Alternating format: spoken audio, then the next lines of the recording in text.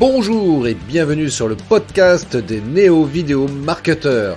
Ce podcast s'adresse essentiellement aux chefs d'entreprise, micro-entrepreneurs, freelance, indépendants, coachs, consultants.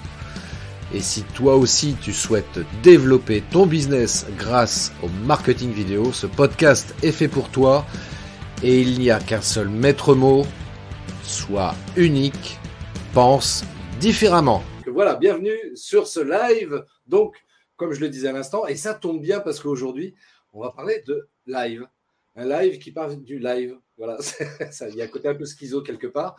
Et ça va être génial parce qu'en plus de ça, pour parler de live, de vidéo en direct, eh bien, je fais appel à un confrère, un collègue, un ami, un vidéaste, un réalisateur vidéo. Voilà. Avec lequel on va échanger tous les deux là-dessus pour voilà, si vous êtes entrepreneur et que vous faites pas de vidéo en direct, ben on va essayer de vous convaincre, hein, si tant est qu'il en était besoin d'ailleurs par rapport à ça, de vous convaincre que de faire des vidéos en direct, ça peut être vraiment hyper intéressant pour vous, pour votre entreprise, pour votre business. Et on va voir ça ensemble tout de suite. Alors, je vais faire venir mon invité, à savoir Gilbert. Alors, Gilbert, déjà, pour commencer, pour ceux qui ne te connaissent pas, est-ce que tu peux te présenter, nous dire où tu habites, ce que tu fais, voilà, en quelques mots. Oui, bonjour Christophe.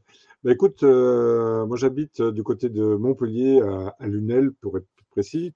Et puis, moi je me suis plongé dans la vidéo en 2015-2016, un tout petit peu avant Facebook Live, avant que Facebook Live est arrivé en France. Et comment dire, à l'époque j'avais repris une web radio. Et sa grosse difficulté était, bon, il y en avait pas mal de difficultés, mais une des grosses difficultés, c'était l'aspect marketing. Et le marketing, c'est sur les réseaux sociaux.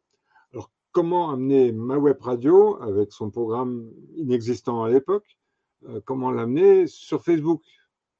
Alors, faire simplement une ou deux photos et puis balancer l'audio derrière, je trouvais ça très statique.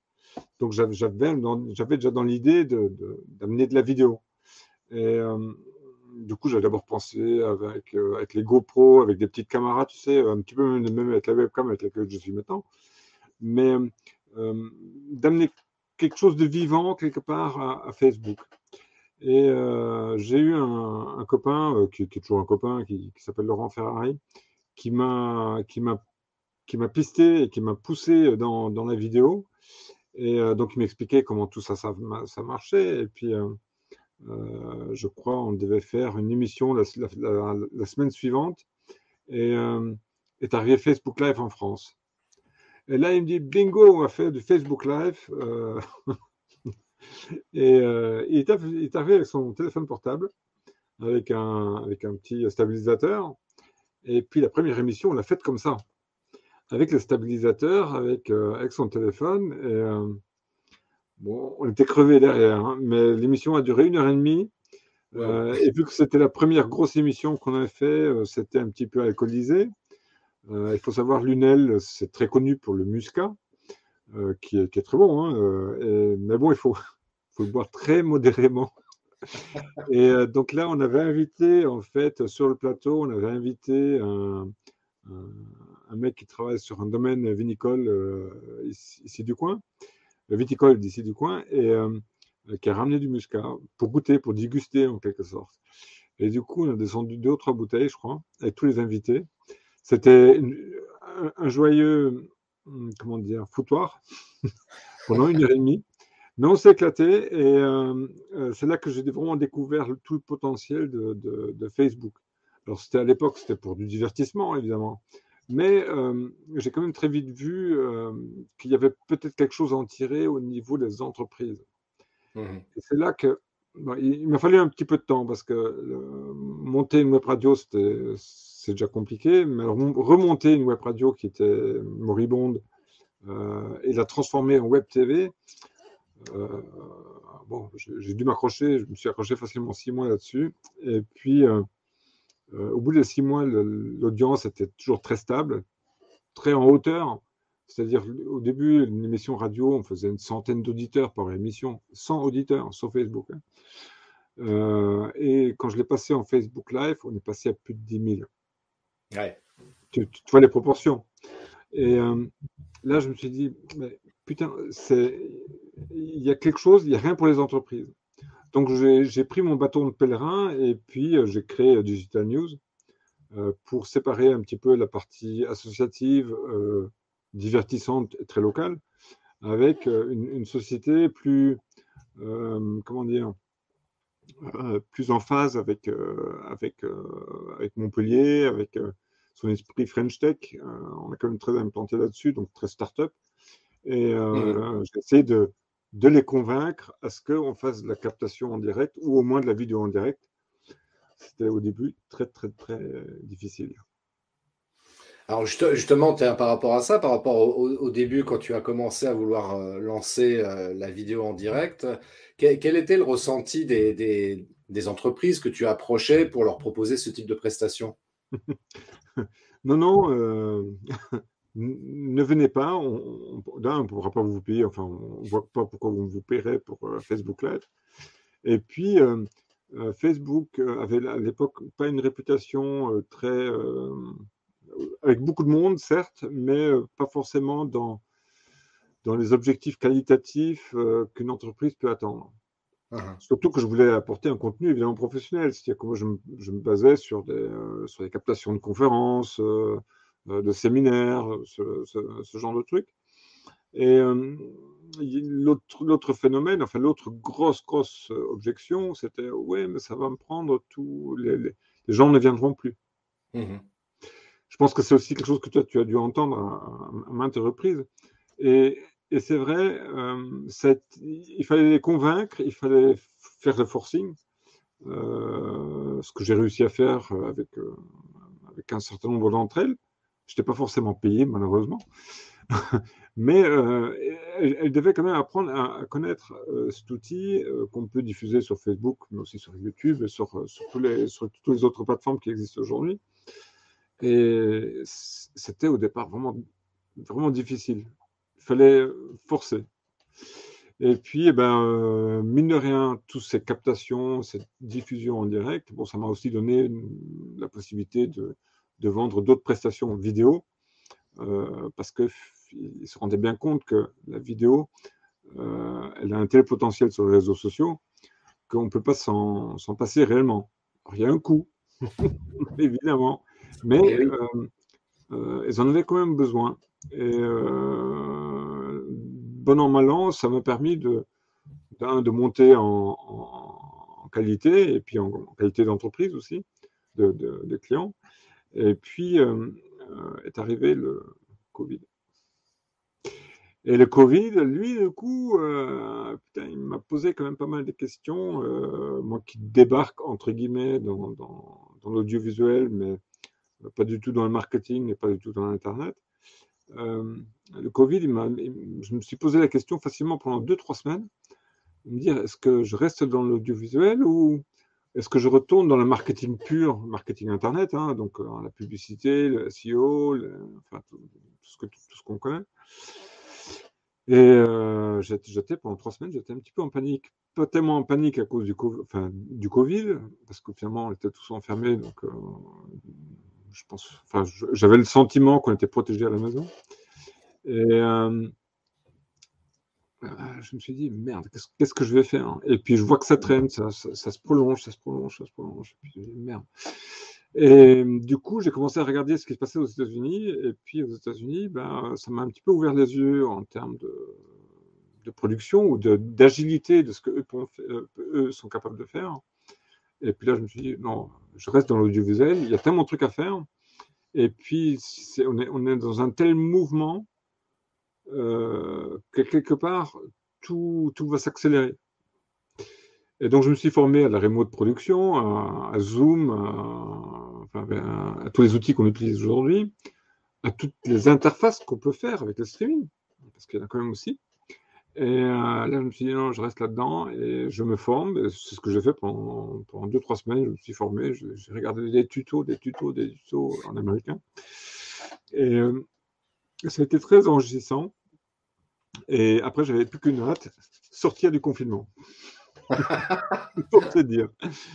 Mais la sortie de confinement était un petit peu longue parce que la publicité que j'avais avant, ben, elle n'a pas redémarré comme je voulais. Donc ça a aussi pris un petit peu de temps. Et puis en juin, j'ai rencontré un studio sur Montpellier qui avait justement ce besoin de streaming, qui avait pas les connaissances et qui m'ont donc fait travailler pendant presque un an quasiment. J'ai travaillé pour eux et puis je leur ai amené en fait tout le modèle économique de Mhm. la vidéo en direct pour les entreprises. Parce qu'eux faisaient avant du clip vidéo pour la musique, pour les musiciens, etc. Et non, tout ça, il n'y avait plus grand-chose, quoi. Et donc, je leur ai amené ce savoir-faire-là. Et puis, arrive le deuxième confinement, bon, rebelote, sauf que là, les entreprises, elles venaient effectivement au studio pour faire le streaming au studio. Et puis, arrive la deuxième sortie du confinement. Et puis là, les entreprises, elles avaient envie de rester dehors à faire leurs événements en public, enfin avec le public qu'ils ciblaient. Et là, du coup, ils étaient un petit peu mal parce que ils n'avaient pas du tout prévu de faire de la production audiovisuelle en Mhm. extérieur, faire de la captation de conférences, de séminaires, des trucs comme ça. Ils savent faire, hein, mais ils n'avaient pas du tout prévu ça. Et tout le matériel qu'ils avaient acquis, il était fait en studio. Donc, moi, j'ai tiré un petit peu comment dire, mes épingles du jeu en pouvant travailler toujours en freelance avec d'autres. Et puis, j'ai continué à pouvoir améliorer et ma technique et l'organisation technique d'une production en captation. Et c'est comme ça que ça continue en fait.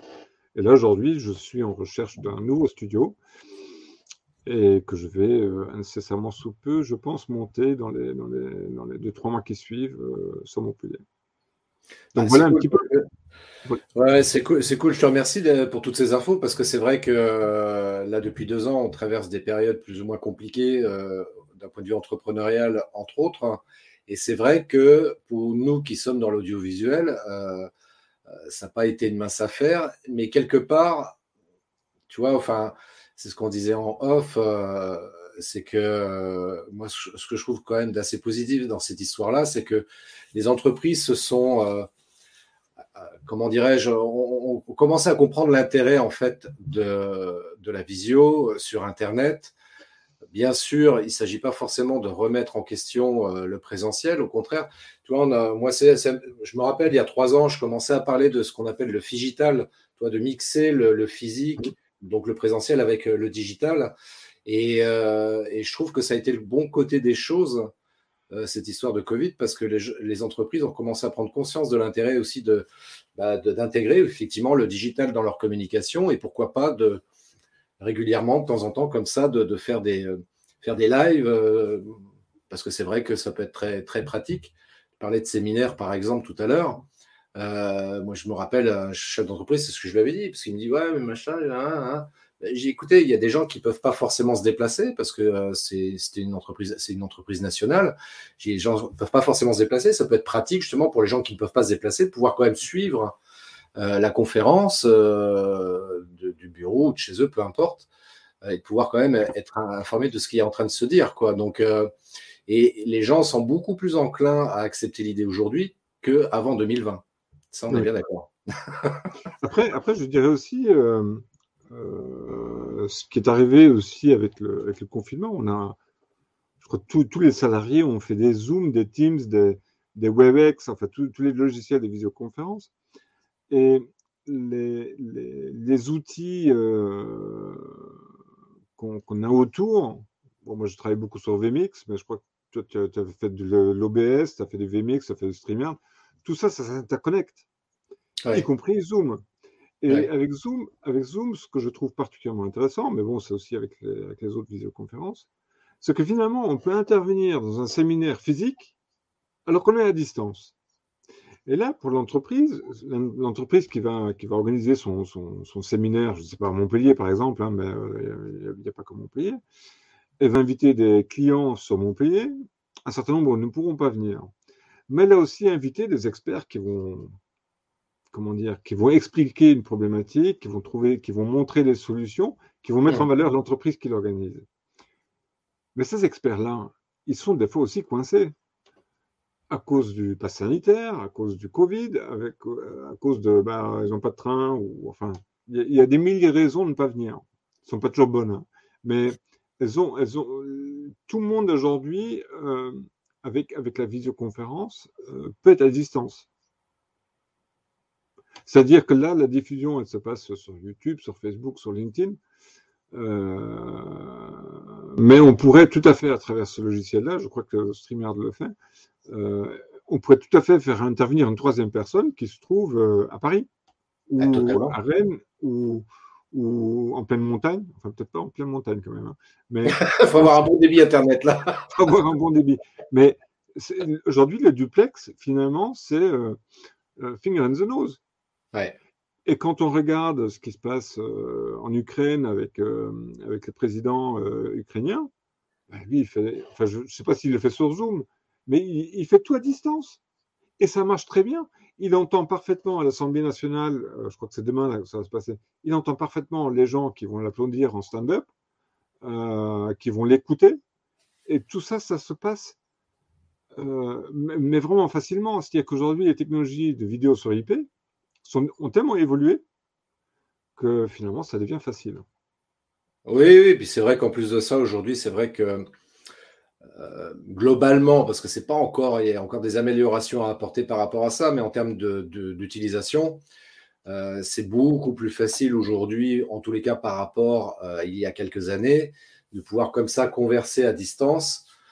Moi, je me rappelle, il y a 10-15 ans, moi, j'utilisais Skype. Aujourd'hui, je l'utilise plus du tout, mais c'était un des premiers outils qui n'était pas forcément évident. En plus, l'informatique n'était pas au point, Internet n'était pas aussi rapide qu'aujourd'hui. C'est vrai qu'on a la possibilité aujourd'hui de faire beaucoup de choses. Et c'est pour ça que moi, je pense que les entreprises ont tout intérêt, justement, à celles qui ne le font pas encore, à exploiter les outils digitaux et, en l'occurrence, par exemple, dans leur communication, la vidéo en direct. Moi, tu sais, c'est ce que je dis, moi, souvent, par rapport à ça, quand je prêche la bonne parole concernant la vidéo, que c'est important, blablabla, je dis aussi, vous savez, pour moi, la cerise sur le gâteau, c'est le live. Si vraiment vous souhaitez impacter un maximum de personnes, faites des lives. Même s'il n'y a pas grand monde présent pendant le live, c'est pas grave. Il y a beaucoup de gens qui regardent après le replay, on l'a constaté, les chiffres sont là pour le prouver. Donc faites des lives, vous aurez beaucoup plus d'impact parce que de toute façon, on sait que dans un live, il n'y a pas de travail de montage. Donc il peut y avoir des... Il n'y a pas de triche. Ouais, exactement, il n'y a pas de triche. Il n'y a pas de triche. Et c'est vrai que ça a un impact en termes d'acheteurs ou de consommateurs de vidéos. Un live, on sait que c'est authentique.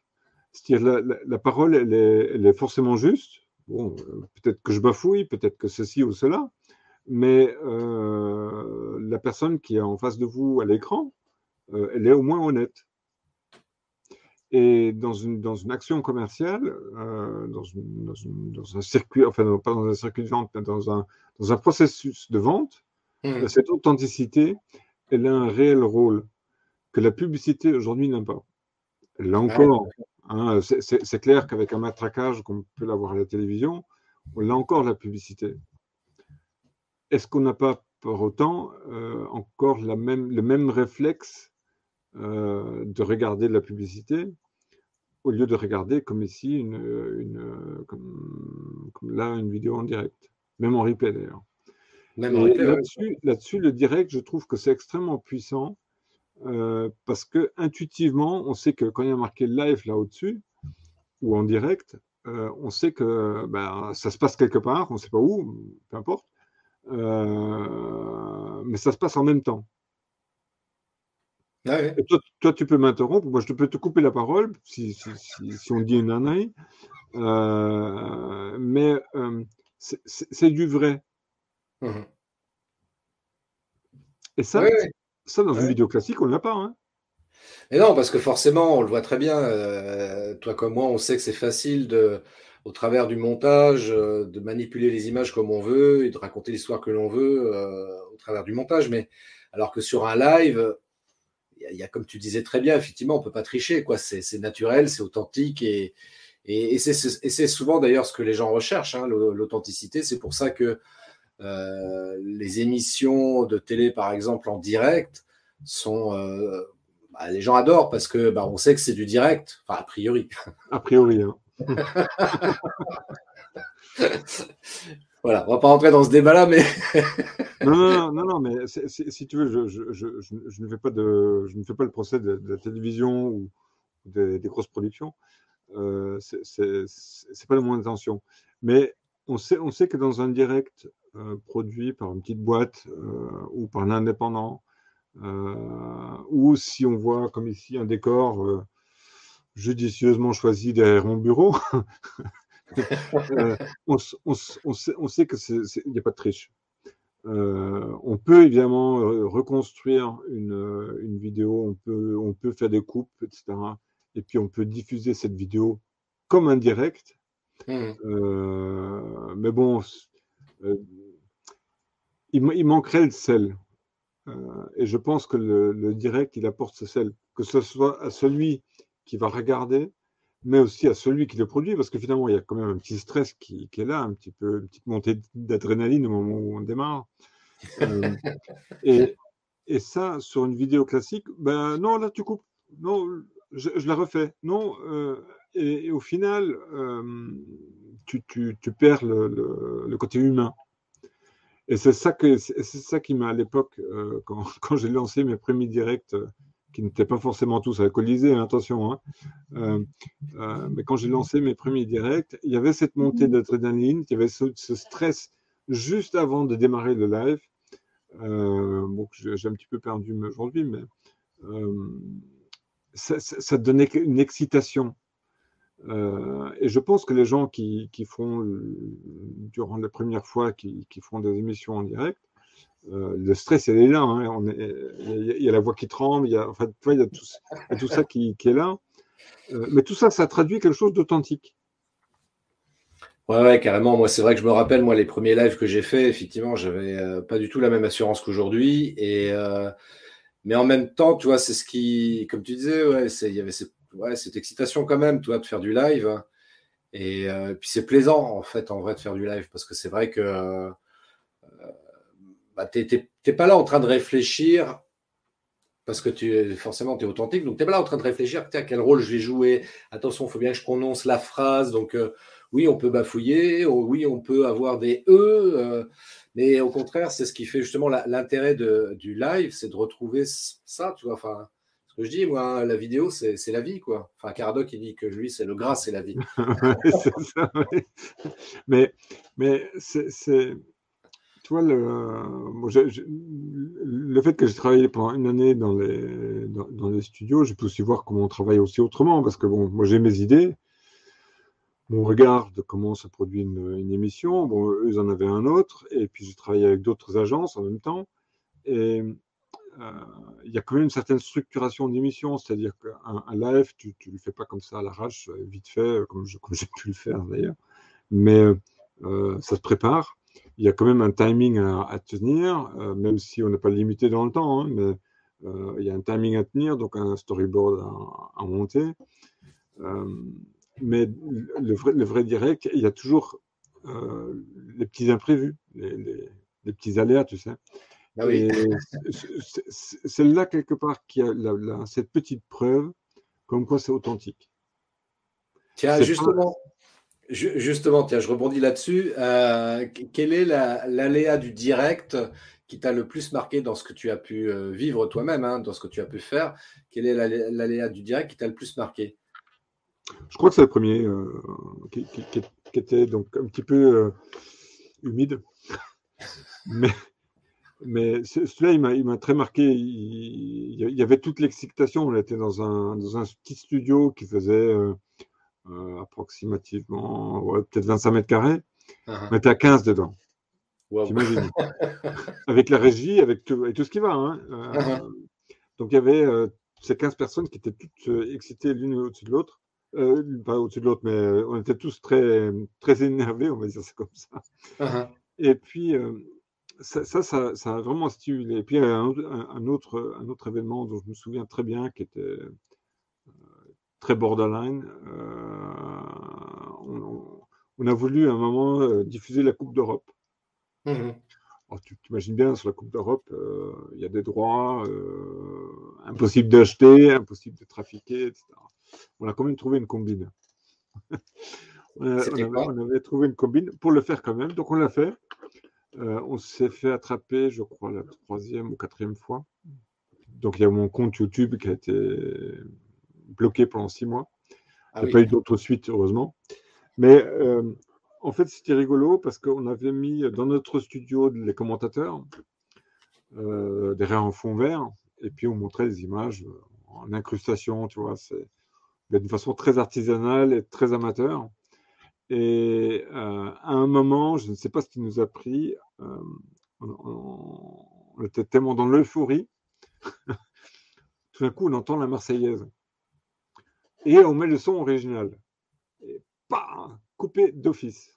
Tu vois le genre. Et là où c'était aussi comique, c'est pendant qu'on commentait, on avait une latence de 30 secondes, 1 minute à peu près. Et on avait juste en bas du studio, on avait un bar. Vu que c'était en été, donc tout le monde, ici dans le sud, on est tous sur les terrasses, évidemment, hein. Et on entendait tout d'un coup dans la rue, ça gueulait pour but. Et puis nous, on n'avait pas encore vu le but. Le mec, il arrivait. Bref, il y a des anecdotes comme ça, elles étaient comiques. Euh, et ça a donné vraiment une joie à transmettre. Alors bon, là, c'était dans le divertissement, mais on a quand même le même ressenti quelque part dans des événements d'entreprise, parce que Mhm. finalement, juste avant de lancer une captation en direct, ou un séminaire, ou une conférence, ou je ne sais quoi, tout le monde est stressé. Mhm. Et puis, à la fin, quand on dit couper, enfin, quand on fait la coupure finale, tout le monde est content et soulagé et fier de l'avoir fait. Mhm. Et ça, je trouve que c'est toujours très agréable à ressentir, Mhm. tu vois. Et pour ça, le direct, pour moi, c'est pas un must. Je peux faire sans, mais le direct est très stimulant, je trouve, parce qu'il y a toute cette stimulation qu'on peut ressentir. Oui, puis tu vois, moi par rapport à ça, tu vois, un argument parmi tant d'autres, mais c'est ce que je dis moi avec le direct, c'est pour ça que je me permets de dire que c'est vraiment la cerise sur le gâteau, c'est que le gros avantage de faire une vidéo en direct par rapport à une vidéo enregistrée, c'est qu'il n'y a pas de montage à faire après, c'est tranquille. Tu coupes le direct, tu remballes et tu rentres. Exactement, tu as fini ton boulot. Ouais, C'est ça qui est bien. ça, c'est la grosse cerise. Mais, Ah ben oui, mais, mais, attends, mais, c'est pas neutre quand même.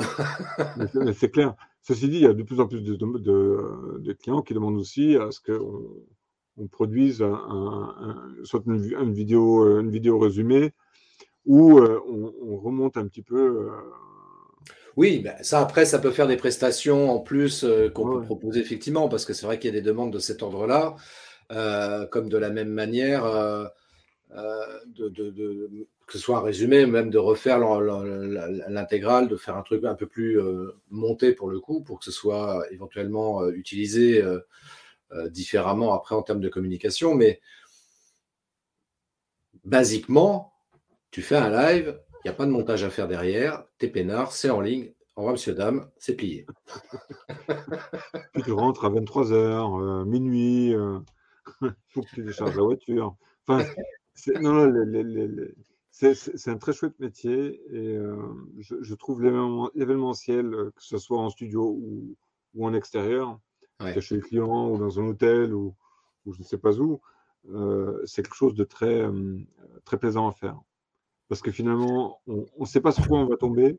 Enfin, on le sait vaguement, mais il y a toujours des petits imprévus. Ah bah oui. Et puis, et puis c'est une ambiance, ce changement d'ambiance, je trouve c'est un petit peu comme du team building, d'une certaine manière. C'est-à-dire que tu resserres les coudes dans l'équipe technique, mais aussi dans l'équipe qui va présenter, a priori le client. Là aussi, ça se resserre. Et je trouve que ça je vais le rajouter dans mes offres d'ailleurs. Mais le team building dans un direct, il est aussi efficace. Parce que finalement, ils en reparlent. Et le lendemain, et sur le lendemain, peut-être pas dans une semaine après, mais ça reste comme. C'est très marquant pour les gens.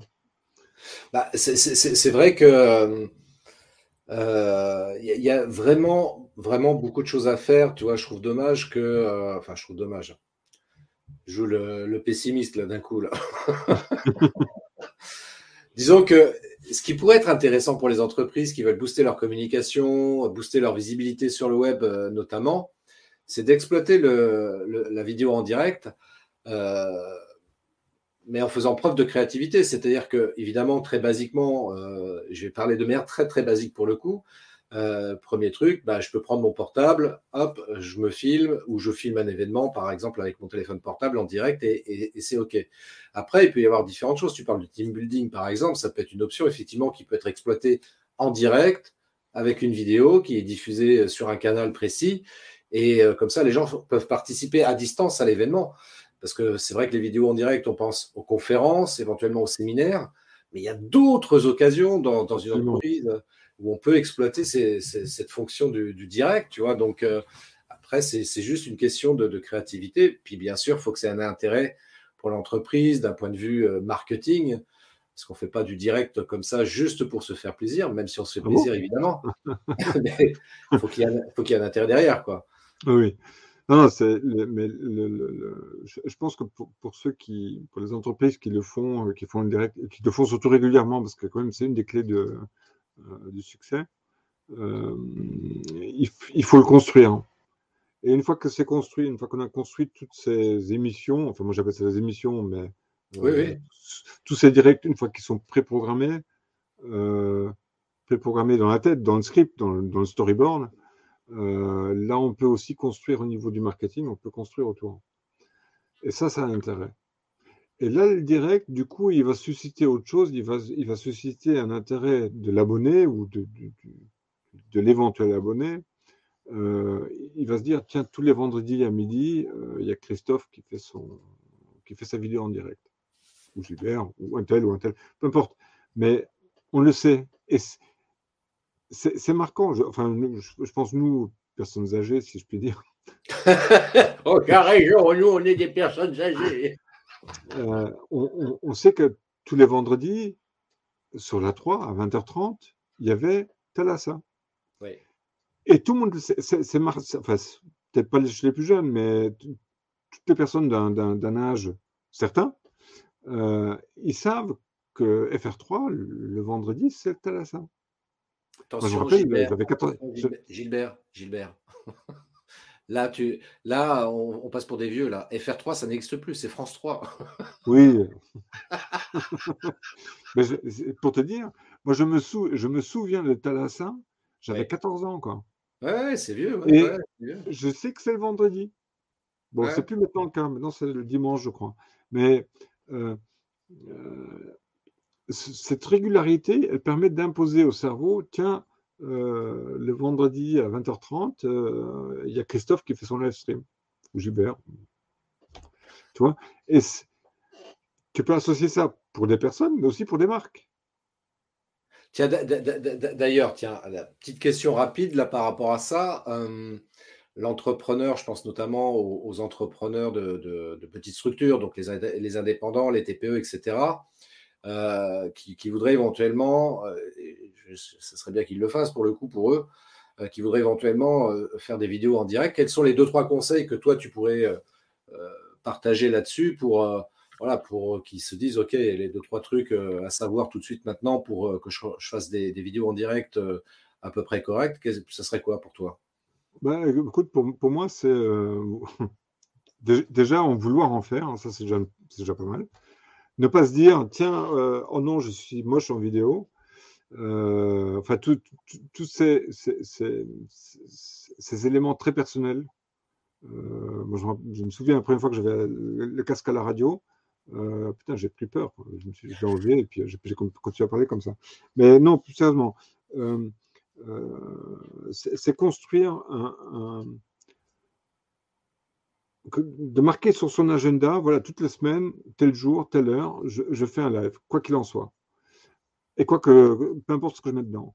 Et ensuite, se tenir à ce calendrier. Et puis évidemment, la première fois, quand c'est pas préparé, ça va durer 5 minutes. Mais quand c'est un petit peu préparé, ça va durer peut-être 20 minutes, demi-heure, 1 heure. Bon, il y a des gens qui sont des fois très bavards. Et puis avec les technologies qu'on a maintenant, avec les Zooms, etc., qu'on peut diffuser en direct sur YouTube, sur Facebook et ailleurs, peut-être inviter des gens.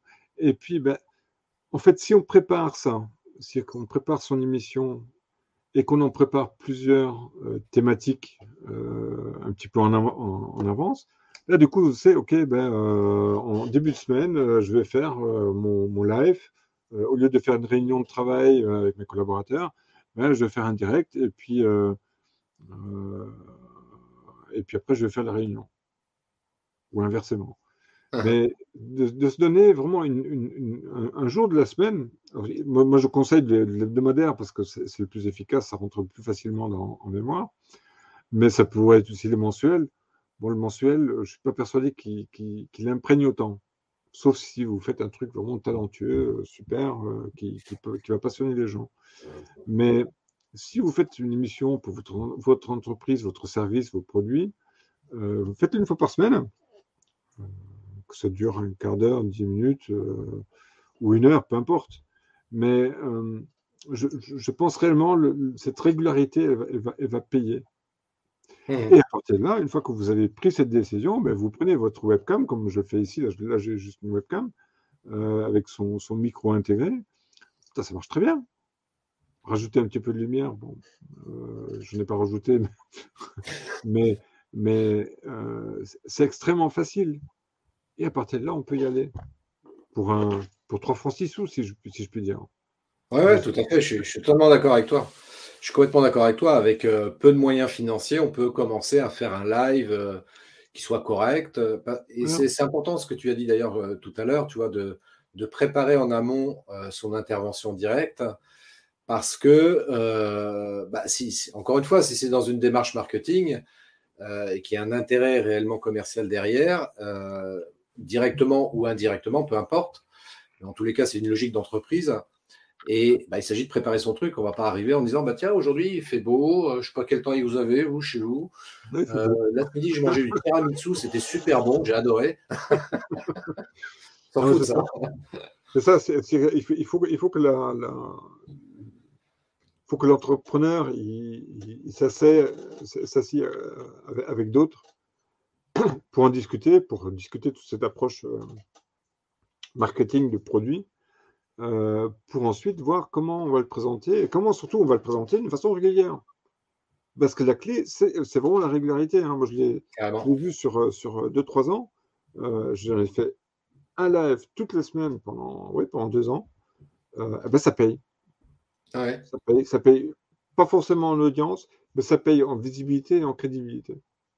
Et puis tu sais, je vais te dire un truc, c'est ce que je persiste à dire. L'autre fois, j'avais un échange avec quelqu'un qui fait du web marketing, justement, et aujourd'hui, en 2022, c'est clairement entendu que, comment dirais-je, c'est pas l'audience qu'il faut rechercher à tout prix, avoir 10 000 likes, 10 000 personnes présentes pendant le live, 10 000 abonnés sur sa chaîne YouTube. C'est bien, hein, faut pas non plus se méprendre là-dessus.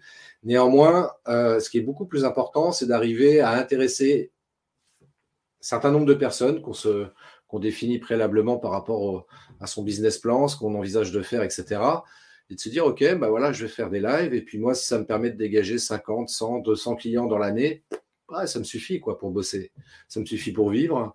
Pas besoin de plus. S'il y a plus, je ne vais pas cracher dessus. Si tant est que j'ai la disponibilité pour ça, bien sûr. Mais c'est pas la peine de se prendre la tête. Moi, je vois encore trop de gens se dire, ouais, moi, je veux des likes. Moi, je veux plein de likes. Je veux plein de commentaires. Oui, d'un point de vue algorithmique, c'est pas mal. Mais en vrai, c'est pas ça qui va faire la différence. C'est pas avec ça que tu vas remplir ton frigo, quoi. Non, moi j'ai rempli le frigo avec des fois avec des 0 likes. Hein. Oui, mais Mais ouais, mais moi aussi. les gens, ils avaient vu que j'avais fait un live et ils avaient trouvé, enfin, les images que Facebook ou YouTube présentait en aperçu, ils les trouvaient très bien. Donc, ils se sont dit, tiens, lui, il fait du live, je vais lui demander comment ça marche. C'est Et ça. peut-être lui commander. Hein, et effectivement, il y a des clients qui sont arrivés comme ça. Ils avaient vu passer la vidéo de mon truc de divertissement et ils sont venus finalement sur autre chose, sur la partie professionnelle. Bah, tu sais, il y a ce constat qui a été fait justement sur Internet. Il y a des gens qui te suivent qu'on appelle les invisibles. Ouais. Les invisibles, c'est cela. C'est-à-dire qu'ils ne likent jamais ce que tu publies, qu'ils ne commentent jamais, et pour autant qu'ils prennent plaisir à te suivre. Et puis le jour où ils ont besoin de quelqu'un comme toi, c'est à toi qu'ils pensent en priorité parce que justement, tu as mis une régularité, par exemple, pour faire des vidéos en direct. Il y a cette régularité, tu vois régulièrement sur leur fil d'actu, ils regardent éventuellement les directs que tu proposes, etc. Et à un moment donné, ils disent, tiens, c'est Gilbert qu'il faut que j'appelle. Et pourtant, ils n'ont jamais liké.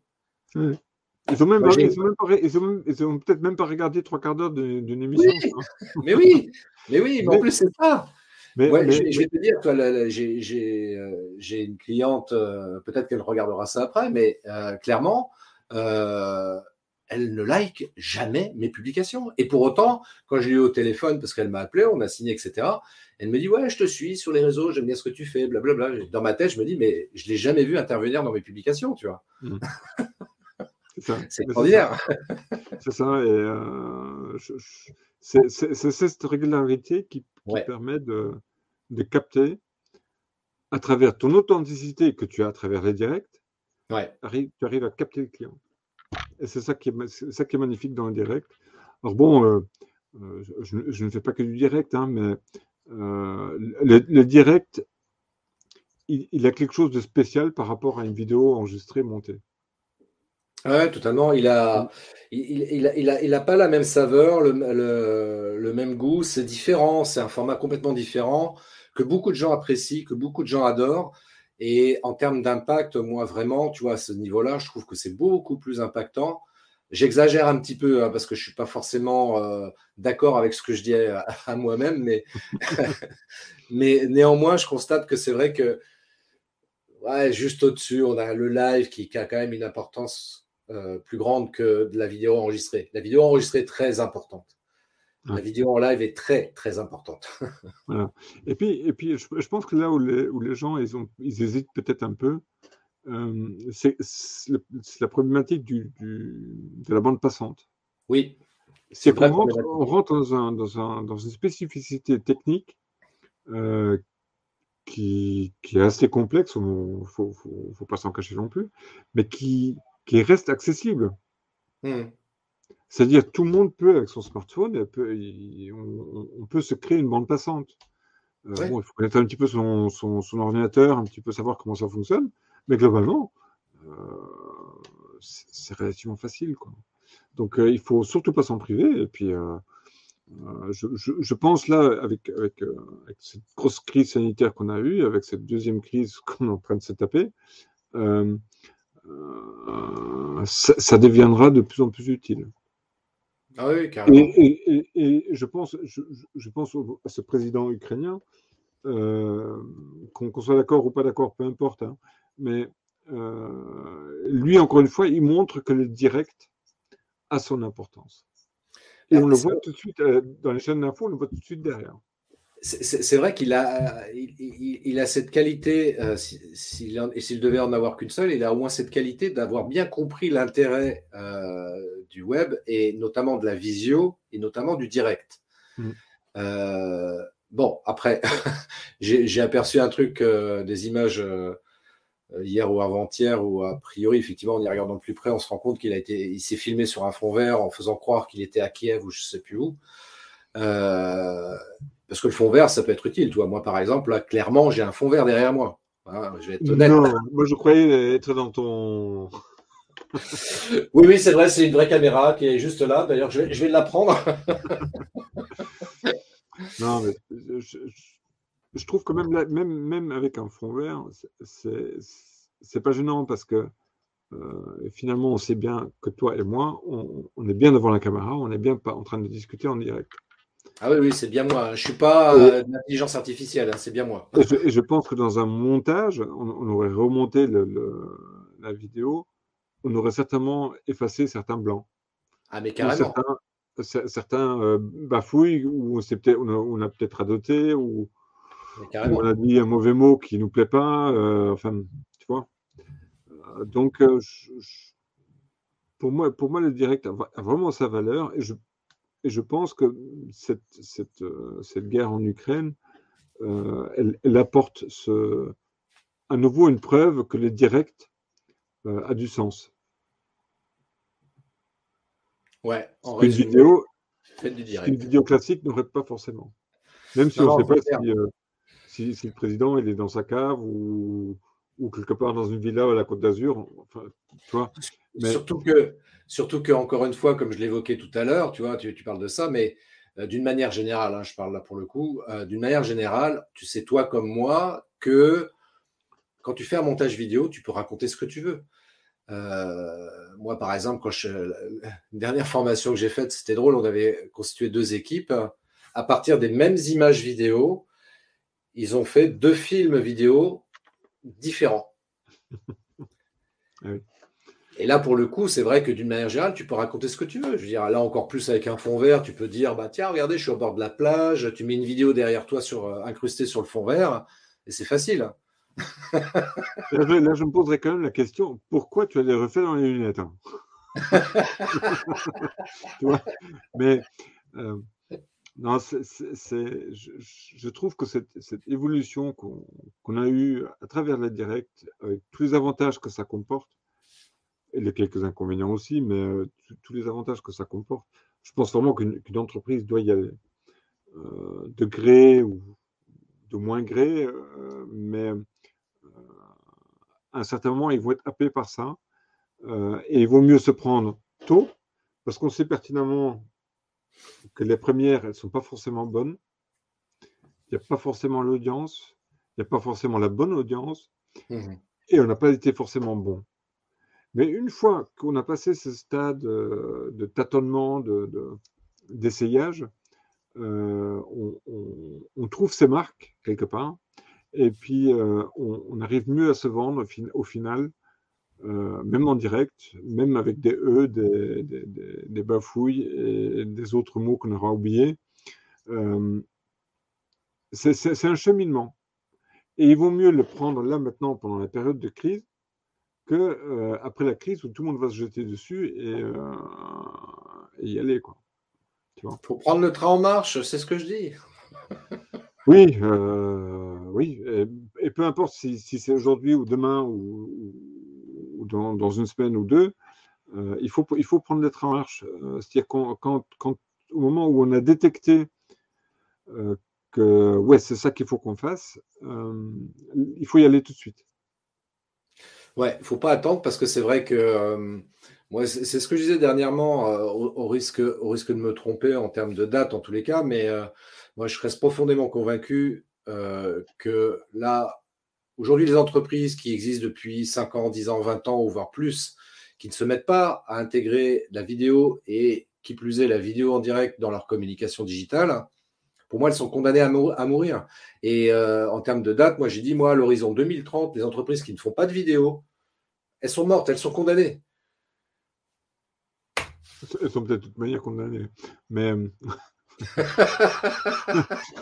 mais non, mais je crois effectivement, c'est un petit peu, tu sais, un petit peu comme à l'époque, en 96, quand je me suis lancé sur Internet, donc ça date il y a plus de 25 ans quand même, hein, tout le monde te regardait d'un drôle d'œil quand tu essayais de proposer de vendre un Ouais. site Internet.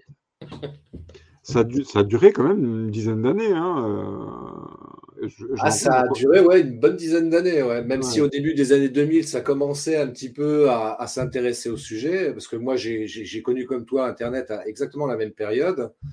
Et ouais, entre 95 et 2000, on te regardait avec des yeux comme si tu étais un alien. Et puis, entre 2000 et 2005, on commence à te regarder un petit peu plus parce que voilà, Internet commençait à grandir. Bon, il y a eu la bulle Internet qui a pété en l'air, mais néanmoins, les gens commençaient à s'y intéresser un peu plus.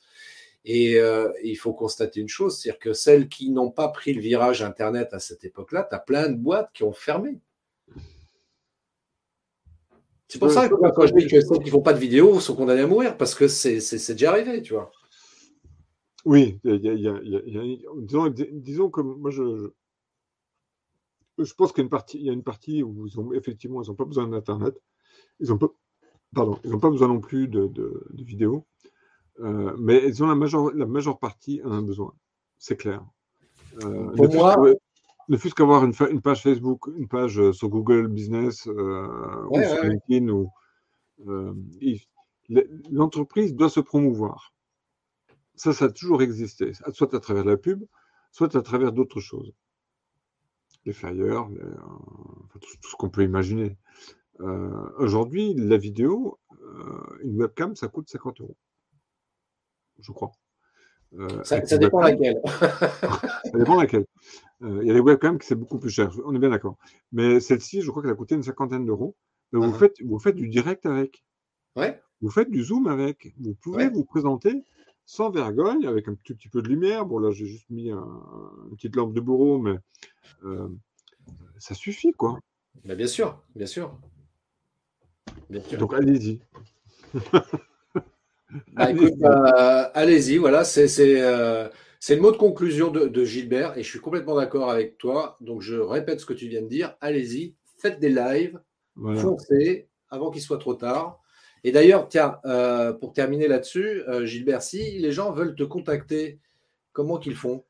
Alors, on me retrouve sous mon nom, c'est Gilbert Weinborg, comme ça affiche là. On me retrouve sur tous les réseaux sociaux, sur les principaux. Je ne suis pas sur TikTok, je ne suis pas sur Snapchat. Enfin bref, on me retrouve quand même très facilement sur les réseaux sociaux. Sinon, on affiche là depuis tout à l'heure, on voit digitalnews-tv.com en bas de l'écran. On peut me rejoindre très facilement. Vous avez un nombre de produits, vous avez aussi un blog qui est dessus. Vous trouvez pas mal d'informations. J'en donne quand même beaucoup. Histoire que vous puissiez soit faire de la captation, soit de faire vous-même produire, soit de venir à mon futur studio qui va arriver bientôt. Je croise tout ce qui est possible. Ou soit dans un des studios que je vais être amené à mettre en place. Est-ce que éventuellement, parce que toi donc tu es situé à Montpellier, mais est-ce que tu travailles sur tout le territoire ou pas? Alors je travaille sur tout le territoire. Bon, l'autre jour j'ai reçu une demande du côté de l'Ariège, non, près d'Andorre. Près d'Andorre, je ne sais pas si tu connais un petit peu, c'est la haute montagne pyrénéenne. Oui. C'est des petites routes. Je ne suis même pas persuadé qu'ils ont de l'Internet. Enfin, si, peut-être quand même. Mais ils vont demander de venir là-bas. Bon, je ne les ai pas encore repris contact, pour te dire. mais dans la plupart des cas, oui, je travaille partout. C'est-à-dire qu'en fait, moi, mon studio, il tient dans 25 kilos de bagages. Ouais.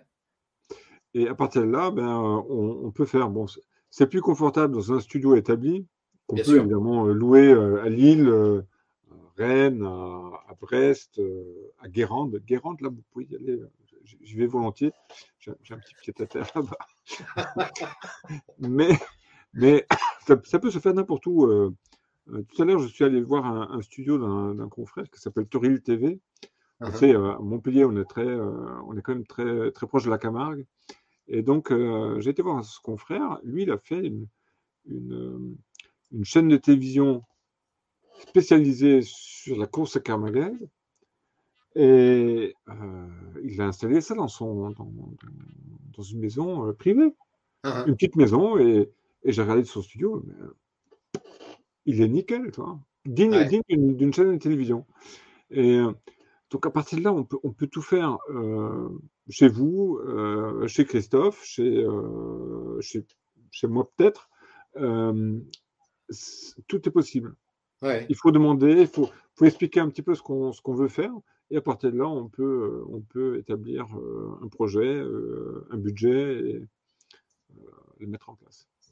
Sachant qu'on peut gérer à distance. Oui. C'est ça qui est magnifique aujourd'hui avec la production en direct. et la production vidéo sur IP, tout devient possible. Parce qu'on peut très bien gérer aujourd'hui une émission TF1 à partir de chez moi. Entre guillemets, oui. Attention. Hein. Mais en théorie, c'est possible. Oui, effectivement, on peut gérer beaucoup de choses aujourd'hui à distance. C'est vrai que c'est le côté bien pratique d'Internet, justement. Ouais. Écoute, je te remercie beaucoup, Gilbert. Donc, digitalnews-tv.com, si vous souhaitez prendre contact avec Gilbert, si vous avez envie de faire des vidéos et des vidéos en direct, notamment. Donc, Gilbert. Sur les réseaux sociaux. Oui. Sur les réseaux sociaux. Voilà, les réseaux sociaux de vieux, hein, attention. Donc Facebook, LinkedIn. Voilà. Non, je déconne évidemment pour l'histoire des vieux. Mais c'est là où se trouvent effectivement mes clients et mes contacts, mes prospects se retrouvent sur ces réseaux-là. Oui, bien sûr. Parce que c'est eux finalement qui. C'est pas les jeunes, enfin si, il y en a aussi, hein, mais c'est pas forcément les jeunes qui ont le budget. C'est ça. Et moi, c'est quand même une activité commerciale. Donc, j'aime bien être rémunéré quand même. Non, mais tu as parfaitement raison. C'est pour ça que c'est ce que je dis toujours. Tu vois, il ne faut pas non plus se dire je vais être présent sur tous les réseaux sociaux. Il faut être présent où là, notre public, notre client cible est a priori présent.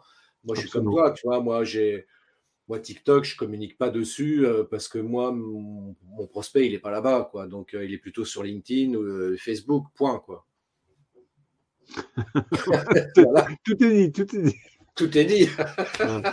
mais c'est ça. Et, je crois que une fois qu'on sait où se trouvent ces prospects, ça va pour les entrepreneurs. Mais même pour moi, je sais où sont à peu près mes prospects, je sais là où ils communiquent, où ils essayent de communiquer. Et à partir de là, j'essaie de prendre contact avec eux, où je leur montre comment on fait des directs, à travers mes propres directs. Et à partir de là, s'ils ont envie, ils me contactent, ou ils contactent quelqu'un d'autre qui veut faire du direct pour eux. Et ça va très bien. Voilà. Écoute, c'est cool. Merci beaucoup, Gilbert. C'était un échange super passionnant. Et puis, ça me fait plaisir de te revoir au bout de 2 ou 3 ans, parce que ça fait tout à fait au début de Facebook Live qu'on s'est rencontrés. C'est vrai.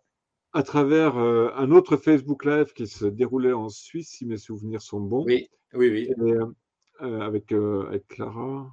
Avec Catherine Dard. Catherine Dard, ouais. Et j'ai toujours gardé un lien sur tes pages et suivi tes différentes, pas toutes, mais un certain nombre d'entre elles, je les ai comme suivies. Oui, on se suit effectivement sur les réseaux depuis cette période-là. Et moi, c'est vrai que je prends plaisir aussi à te suivre aussi.